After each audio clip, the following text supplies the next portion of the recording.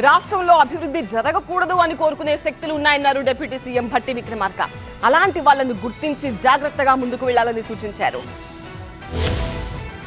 Yadadri power plant కారణంగా ఇళ్లు భూములు కోల్పోయిన వారిని అన్ని విధాలా ఆదుకుంటామన్నారు డిప్యూటీ సీఎం భట్టి విక్రమార్క.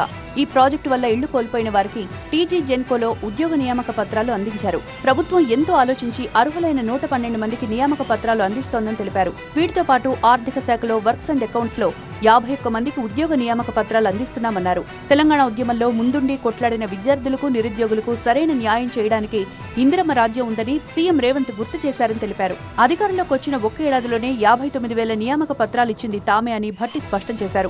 ఉద్యోగ నోటిఫికేషన్ల ద్వారా మాత్రమే కాకుండా నిరుద్యోగ యువతీ యువకుల సెల్ఫ్ ఎంప్లాయ్మెంట్ కోసం రాజీవ్ యువ వికాసం పథకాన్ని ప్రవేశపెట్టిన ఘనత తెలంగాణలో ఇందిరమ్మ ప్రభుత్వానికే దక్కుతుందన్నారు భట్టి విక్రమార్క.